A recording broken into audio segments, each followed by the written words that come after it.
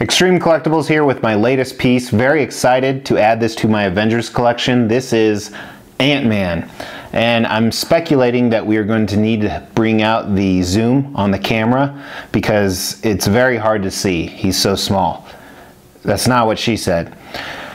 So this is my first Ant-Man piece, and he's going to be a little bit different scale than the rest of my quarter scale Avengers, but hopefully for this review at least, so you guys can get a good look, let's just hope that we can make him grow somehow. She didn't say that either.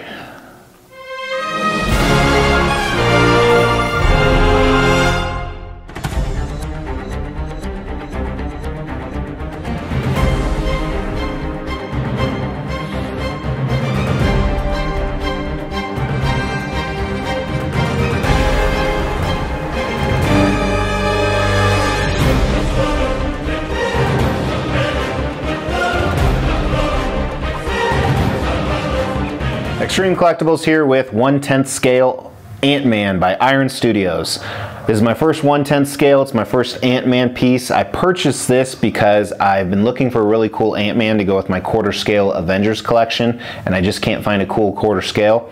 So I got this and I figured, you know what? Ant-Man can really be any scale, so this might be a cool little Easter egg that hides within all the Avengers statues. And obviously not hides, it'll be displayed. But to kind of give you some reference, I have a premium format Avengers statue right here. The awesome Black Widow, to kind of give you a size difference of how they'll look together. And we'll push her back out. This cost around $130 from Sideshow. They distributed it for Iron Studios, and there's no edition size that I know of. It's not on the bottom. And with that being said, it came in a standard art box, white shipper, white styrofoam, and there's a few different pieces to it. The base is one piece, Ant-Man himself, and then he has two heads. The first head is the masked version that you see right here. The second is an unmasked version that also looks pretty cool, good detail with a 1/10. Unfortunately, there are some issues. Number one is the really tiny Ant-Man, his foot came broken right here, as you can see in this picture. So I'm going to be contacting Sideshow, and a lot of people post I have horrible luck with pieces arriving broken. I do. It's like 1 in 4, and I think it's attributed to the delivery drivers, not one specific one, but they probably hate me because I get so many, but I've seen them do horrible things. One of them, my most expensive statue I actually ever bought, he pushed it out of the truck, and I was standing right there trying to help him, and so it wasn't like he didn't think I was watching. He clearly knew. So very frustrating. This is broken. And then some other issues with it. First of all, Ant-Man goes in, there's a large key and a peg, and it goes in. It's not flush, it wiggles around pretty bad. And I don't know if that was intentional or not. Another interesting part, right here on the base, the paint is faded where his foot comes down. So I might be wrong, but that's telling me that Sideshow actually, or not Sideshow, Iron Studios, or the factory, tested this. They found that it's completely loose and they sent it off anyway. And then one other problem, and this is more about the engineering, so it actually fall into concept and design, which we can talk about, is it's very front heavy. It's about to fall over. Look at that. This is not the turntable. This is the statue itself, because it's almost on a pivot point right here because there's so much weight on the front. So hopefully that's not going to be down the road.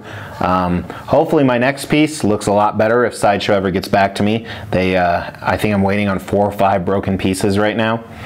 But talking about the concept and design, so first of all, as Ant-Man has gained more and more popularity from the MCU, a lot more people are familiar with his abilities. It's not that he can just shrink, but he has massive strength, massive power.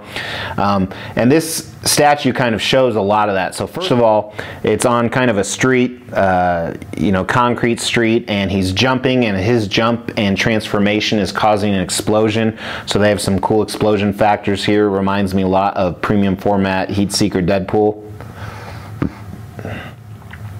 And he's in an action pose. His fist is out. Maybe he's about to punch somebody. Like as I said, he's jumping. And they have this this clear resin, translucent clear resin, showing the different body images as he gets bigger and bigger and bigger. And that's one of the reasons I bought this statue. I think it's so cool. So it's a really cool concept. I think it knocks it out of the park. It shows Ant-Man's ability. It shows who he is. And they were able to really, what's the word I'm looking for? They were really looking, just can't, I'll talk good. They're really looking to portray his powers, and I think they did that. Not just the growth, but the power, and it's really cool. That's all my words. It's hard to describe, but it's very, very cool. The design, again, some questions on that with what's going on there. So let's start at the base. For a 1/10 scale piece, this is really cool. There's some really cool features in here, not only the dirt on the side, but the concrete on the top. There's some good texture and some good inlayers of different paints to really, you know, make that pop. I like how they sculpted the explosion and pieces of concrete on top of it, and they did a good job in the coloring of the explosion too. It doesn't look corny. It looks very good. It has this very shiny, almost like it's clear, but it's not, in different oranges and browns. Then starting at Ant-Man, looking at the grown version, obviously, I think they did a fantastic job at a 1/10 piece here. They were able to do a lot of detail. On a side note, it's an interesting aspect of it because the back of his legs and his butt are kind of missing because it's that translucent resin, and they didn't do kind of a clear-cut differentiation between the paint job and the clear resin. There's kind of different parts, and I don't know if that was sloppy or if that was intentional. But back to his suit, very good sculpt. You see some different folds. I love how the texture is inlaid everywhere, and you see the different colors, not only a black on the solid aspect of his inner thighs, but you see some black overlaid through the red texture.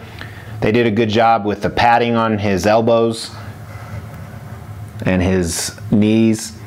His torso looks really cool. Again, you can only see the front half of it. Even his hands look great for a 1/10 scale. I think they did a good job with the gloves and the sculpt.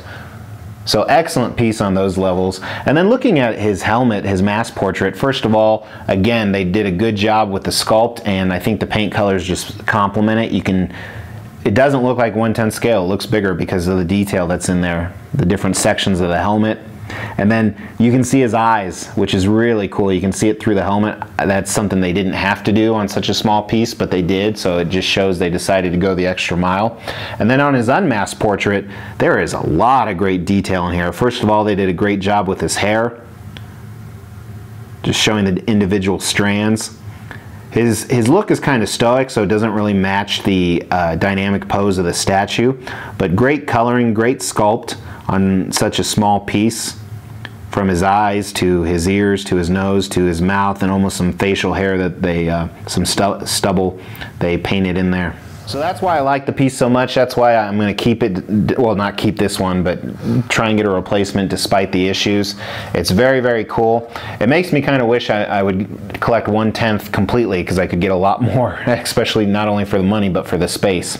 So that's my thoughts on 1/10 scale Ant-Man. I hope this helps you make a decision. Please let me know your thoughts on the piece. Please let me know if you have other 1/10 Iron Studios Avengers pieces, and let me know how those came out. So really appreciate you watching. Please subscribe if you have not. Take care.